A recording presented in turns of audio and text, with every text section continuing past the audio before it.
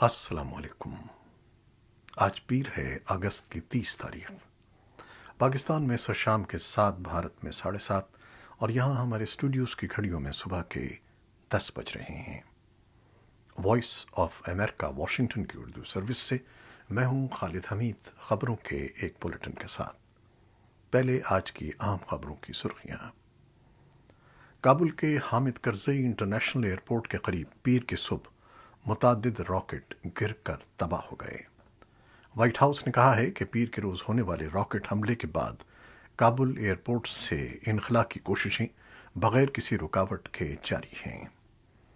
White house کی press secretary Jain ساکی نے ایک بیان میں کہا ہے کہ صدر جو بائیڈن کو حملے کے بارے میں بریفنگ دے دی گئی ہے اور انہوں نے اپنے حکم کی دوبارہ تصدیق کی ہے کہ کمانڈرز اپنی کوششوں کو دگنا کر دیں اور ہماری افواج کی حفاظت کے لیے ہر ضروری عمل کو ترجیح بنایا جائے۔ امریکی فوج کا کہنا ہے کہ وہ شہری ہلاکتوں کی اطلاعات سے آگاہ ہیں اور اتوار کو کیے گئے فضائی حملے کے بعد تحقیقات کر رہی ہے۔ حملے کا مقصد داعش خراسان سے لاحق خطرے کو روکنا ہے۔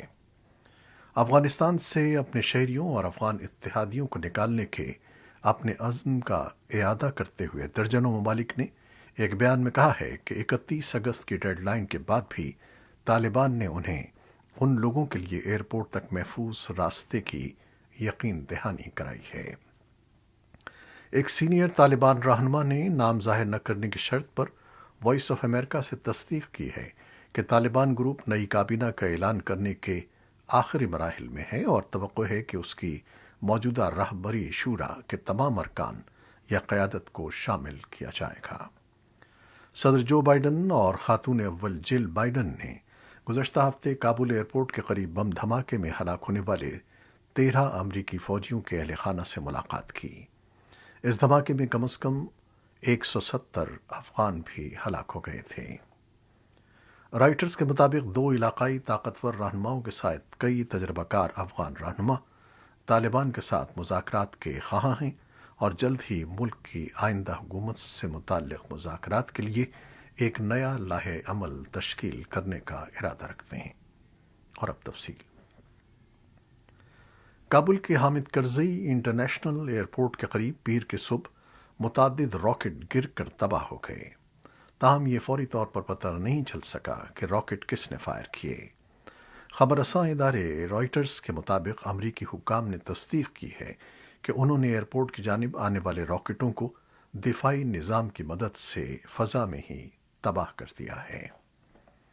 وائٹ ہاؤس سے جاری ایک بیان میں کہا گیا ہے کہ کابل ایئرپورٹ کی جانب پیر کی صبح فائر ہونے والے راکٹوں اور انخلا کے جاری آپریشن سے متعلق صدر بائیڈن کو آگاہ کر دیا گیا ہے۔ امریکہ کی جانب سے افغانستان میں اتوار کو داعش کے خلاف کی جانے والی فضائی کارروائی میں عام شہریوں کی بھی ہلاکت کی اطلاعات ہیں۔ امریکی فوج کی سینٹرل کمانڈ نے کہا ہے کہ وہ ان ہلاکتوں سے متعلق تفصیلات کا جائزہ لے رہی ہے۔ امریکی فوج نے اتوار کی صبح ایک بیان میں کہا تھا کہ اس نے کابل ایئرپورٹ کے لیے خطرہ بننے والی داعش خراسان کی ایک گاڑی کو افغان دارالحکومت میں نشانہ بنایا ہے۔ بعد ازاں امریکی فوج کی سینٹرل کمانڈ کے ترجمان بل اربن نے ایک بیان میں کہا ہے کہ ہم فضائی کارروائی میں عام شہریوں کی ہلاکت سے متعلق آگاہ ہیں۔ انہوں نے کہا کہ ہم معصوم افراد کی ہلاکتوں پر افسردہ ہیں اور حملے اور اس میں قیمتی جانوں کے ضیاع کی تحقیقات کی جا رہی ہے۔ راکٹ حملوں کے بعد بھی امریکی فوجی طیاروں کے ذریعے انخلا کا عمل جاری ہے۔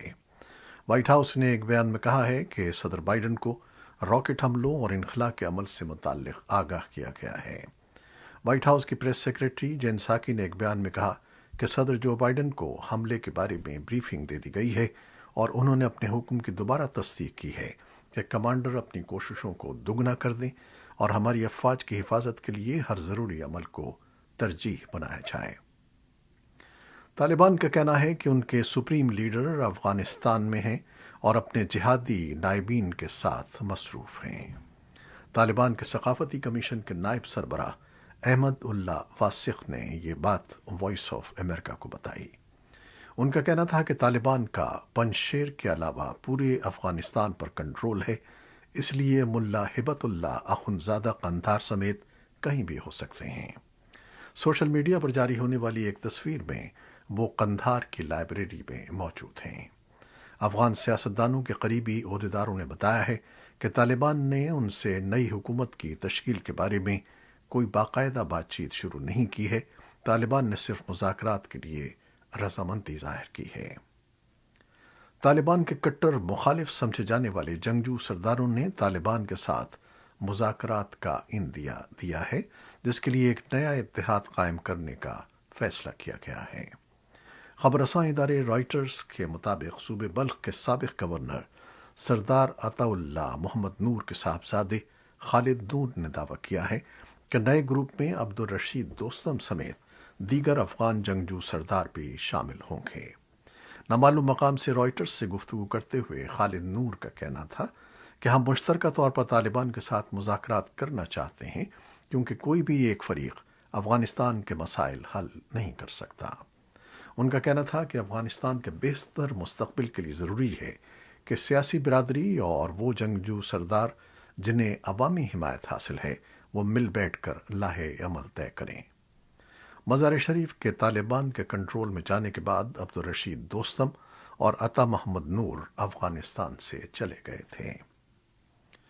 اب جب کہ افغانستان سے امریکی فورسز کے انخلا میں ایک دن رہ گیا ہے، امریکی محکمہ خارجہ نے کہا ہے کہ پیر کے روز متعدد ملکوں کے وزرائے خارجہ ورچوئل اجلاس کر رہے ہیں۔ اتوار کے روز محکمہ خارجہ کی طرف سے جاری ایک بیان میں کہا گیا کہ امریکہ اہم شراکت داروں کے اس اجلاس کی میزبانی کرے گا۔ Canada, France, Germany, Italy, Japan, برطانیہ، قطر، یورپی یونین اور نیٹو کے نمائندے اس اجلاس میں شرکت کریں گے۔ بیان میں یہ بھی کہا گیا ہے کہ امریکی وزیر خارجہ اینٹنی بلنکن اجلاس کے بعد افغانستان میں امریکہ کی حالیہ کوششوں کے بارے میں تازہ معلومات فراہم کریں گے۔ امریکہ نے درجنوں دیگر ممالک کے ساتھ اتوار کو ایک مشترکہ بیان میں کہا ہے کہ طالبان افغانستان سے ان تمام غیر ملکی شہریوں اور افغانوں کو محفوظ راستے سے باہر جانے کی اجازت دیں گے جن کے پاس کسی دوسرے ملک کے لیے سفری دستاویزات موجود ہوں۔ اس بیان میں برطانیہ، کینیڈا اور ترکی شامل ہیں اور اس میں کہا گیا ہے کہ دستخط کرنے والے ممالک ان افغان افراد کو ضروری دستاویزات فراہم کرتے رہیں گے جنہیں غیر ممالک نے نقل مکانی کے لیے نامزد کیا ہے۔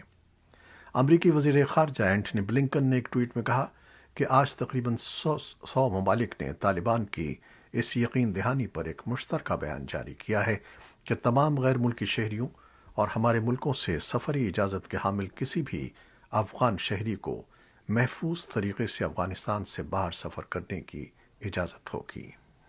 ان کا کہنا تھا کہ ہم طالبان کے اس عزم کو قائم رکھیں گے۔ طالبان کی اس پیشکش پر کہ وہ بھارت کے ساتھ تجارتی اور اقتصادی رشتے استوار کرنا چاہتا ہے، بھارت کی جانب سے تاحال کوئی رد عمل سامنے نہیں آیا ہے۔ اس نے ابھی تک اس معاملے پر محتاط خاموشی اختیار کر رکھی ہے۔ دوحہ میں قائم طالبان کے سیاسی دفتر کے نائب سربراہ شیر محمد ستانکزئی نے ہفتے کے روز نشر ہونے والے ایک ویڈیو پیغام میں کہا تھا کہ بر صغیر کے لیے بھارت ایک اہم ملک ہے۔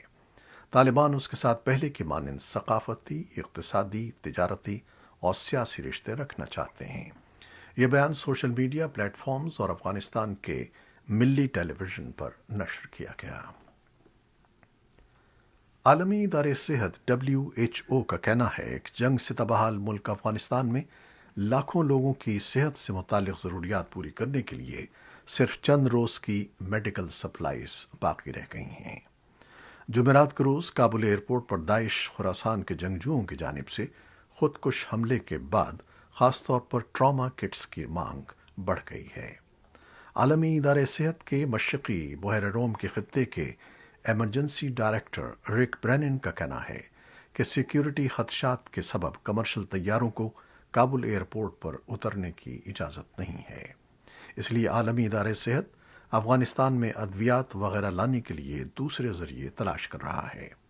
انہوں نے کہا کہ ایسا کرنے میں سیکیورٹی اور نقل و حمل سے متعلق بہت سی رکاوٹیں ہیں، لیکن ہمیں امید ہے اور ہم توقع کر رہے ہیں کہ آنے والے دنوں میں حکومت پاکستان کی مدد سے طبی ساز و سامان افغانستان میں لایا جا سکے گا۔ اسلام آباد سے پی آئی اے کی پہلی کارگو پرواز عالمی ادارہ صحت یعنی WHO کے طبی سامان کو لے کر آج مزار شریف پہنچی ہے۔ افغانستان نے پاکستان کے سفیر منصور احمد خان نے ایک ٹویٹ میں کہا ہے کہ بین الاقوامی اداروں کے ساتھ مل کر افغانستان کو ضروری سامان کی فراہمی کے لیے فلاحی بنیادوں پر ایک فضائی پل کی تشکیل دی گئی ہے۔ پاکستان کے وزیر داخلہ شیخ رشید احمد کا کہنا ہے کہ افغانستان سے انخلا کے لیے اب تک ایئرپورٹس کے ذریعے 1627 اور 2192 افراد طورخم بارڈر کے ذریعے پاکستان میں داخل ہوئے ہیں۔ پاکستان آنے والوں کو ویزا آن ارائیول کی سہولت دی جا رہی ہے۔ انہوں نے تصدیق کی کہ اسلام آباد کے نور خان ایئر بیس پر امریکی اسپیشل فورسز کے 150 کے قریب افراد پہنچے ہیں۔ اسلام آباد میں نیوز کانفرنس میں شیخ رشید احمد کا کہنا تھا کہ پاکستان نے ذمہ داری کے تحت بڑے انخلا کی تیاری کی تھی۔ اس مقصد کے لیے ہوٹلز اور یونیورسٹیز خالی کروا لی گئی تھیں، لیکن اس کی ضرورت نہیں پڑی۔ اب ہمیں 3000 افراد کے انخلا کے وقت اسلام آباد میں تیاری کے لیے کہا گیا ہے، جس کے لیے ہماری تیاری مکمل ہے۔ پاکستان کے دفاع اور کشمیر کی پارلیمانی کمیٹیوں کے اراکین کو ملک کی فوج کی قیادت آج جنرل ہیڈ کوارٹرز GHQ میں داخلی اور خارجی سلامتی کے امور پر بریفنگ دے رہی ہے۔ یہ اجلاس ایک ایسے وقت میں ہو رہا ہے جب افغانستان کی صورتحال بحران کی صورت اختیار کیے ہوئے ہے اور پاکستان کی سیاسی قیادت خطے کی صورتحال پر متفقہ پالیسی اپنانے پر زور دے رہی ہے۔ ڈائریکٹر جنرل ملٹری آپریشنز اجلاس کو خطے کی صورتحال اور کشمیر سے متعلق نئے حالات سے آگاہ کریں گے، جبکہ آرمی چیف بھی اس بریفنگ میں موجود ہوں گے۔ یہ طالبان کے افغانستان کا کنٹرول سنبھالنے کے بعد فوجی قیادت کی جانب سے اراکین پارلیمنٹ کو دی جانے والی پہلی سیکیورٹی بریفنگ ہے۔ افغانستان میں طالبان کے برسر اقتدار آنے کے بعد پاکستان کے صوبے خیبر پختونخوا کے سرحدی قبائلی علاقوں میں تشدد اور دہشت گردی کے واقعات میں تیزی آئی ہے۔ 15 اگست سے اب تک ان سرحدی علاقوں میں دہشت گردی کے 1.5 درجن سے زیادہ واقعات سامنے آئے ہیں۔ زیادہ تر واقعات میں پولیس اور دیگر سیکورٹی اداروں کے اہلکاروں کو نشانہ بنایا گیا ہے، تاہم شمالی وزیرستان میں گھات لگا کر قتل کے 3 واقعات بھی اس میں شامل ہیں۔ قتل کیے جانے والوں میں نوجوانوں کی تنظیم کا بانی سربراہ بھی شامل ہے۔ تشدد کے ان واقعات بالخصوص سیکورٹی فورسز پر ہونے والے حملوں کی سرکاری طور پر تصدیق کی گئی ہے۔ دنیا بھر میں آج جبری گمشدگی کے خلاف دن منایا جا رہا ہے۔ اس دن کی مناسبت سے پاکستان میں بھی مختلف شہروں اور علاقوں میں مظاہرے اور ریلیاں منعقد کی جا رہی ہیں، جن میں جبری گمشدگی کا شکار لوگوں کو فوری رہا کرنے یا انہیں قانون کے سامنے پیش کرنے کا مطالبہ کیا جا رہا ہے۔ پاکستان میں حکومت کی جانب سے قائم جبری گمشدگی کے کیسز سے متعلق قائم انکوائری کمیشن کا کہنا ہے کہ سن 2011 سے اب تک ملک بھر سے انہیں اس بارے میں 6000 سے زائد شکایات موصول ہو چکی ہیں، جن میں سے بہت سی شکایات کا ازالہ کیا جا چکا ہے۔ خبر رساں ادارے ایسوسی ایٹڈ پریس کے مطابق سمندری طوفان آئیڈا امریکی ریاست لوزیانا کے شہر نیو اورلینز کے مضافات میں ساحل سے اتوار کو ٹکرایا، جس کے باعث شدید ہوائیں چلنے سے کئی عمارتوں کی چھتیں اڑ گئیں اور دریائے مسیسپی کے بہاؤ میں بھی تیزی آ گئی۔ طوفان کے نتیجے میں نیو اورلینز میں بجلی کی فراہمی معطل ہو گئی اور ہزاروں لوگ شدید گرم موسم میں ایئر کنڈیشننگ اور ریفریجریشن سے محروم ہو گئے۔ طوفان کے باعث 150 میل فی گھنٹے کی رفتار سے ہوائیں چلیں، تاہم بعد ازاں طوفان کی شدت میں کمی دیکھی گئی اور یہ کیٹیگری 2 تک پہنچ گیا۔ اتوار کے روز صدر بائیڈن نے آئیڈا پر ایک بریفنگ لینے کے بعد فیڈرل ایمرجنسی مینجمنٹ ایجنسی کے ہیڈ کوارٹرز میں خطاب کرتے ہوئے کہا کہ سب سے اہم بات جو میں اس وقت کہوں گا وہ یہ ہے کہ ہر ایک کو مقامی اور ریاستی عہدیداروں کی ہدایات پر دھیان دینا چاہیے، کیونکہ بارشیں بہت زیادہ ہوں گی۔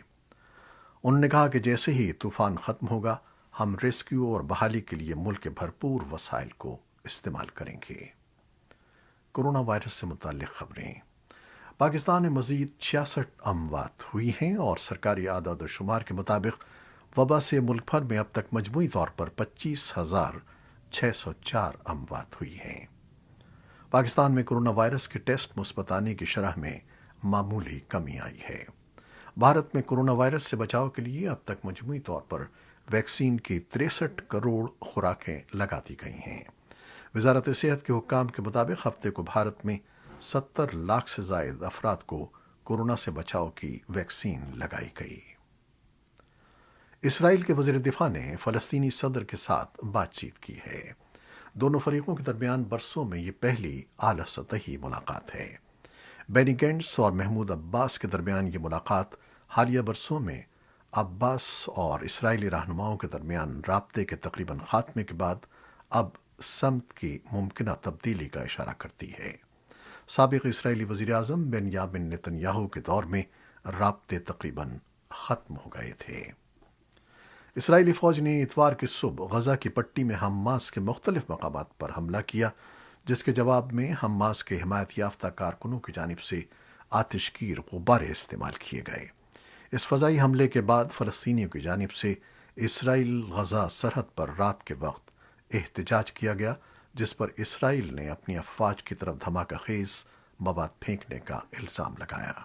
آئی ڈی ایف نے کہا کہ اس کے فوجیوں نے ہنگامہ آرائی پر قابو پانے کے لیے اپنے ذرائع استعمال کیے اور حماس کے فوجی کمپاؤنڈ اور ایک سرنگ کو نشانہ بنایا جو یہ مسلح گروہ استعمال کرتا تھا۔ فلسطینی ذرائع ابلاغ کے مطابق منتظمین نے اس ہفتے مظاہروں کا ایک سلسلہ شروع کیا، جس کا مقصد اسرائیل پر دباؤ ڈالنا ہے کہ وہ فلسطینی علاقے کی معاشی ناکہ بندی پر پابندیوں میں نرمی کرے۔ یہ تھیں وہ خبریں جو فیس بک لائیو پر ہم نے آپ کے لیے پیش کی۔ ہماری ویب سائٹ اور یوٹیوب پر یہ بلیٹن پوسٹ کر دیا جاتا ہے، جسے آپ بعد میں بھی دیکھ سکتے ہیں۔ ہمارے اس بلیٹن کو شیئر کرنا نہ بھولیے گا۔ خالد حمید کو اب اجازت دیجیے گا۔ اللہ حافظ۔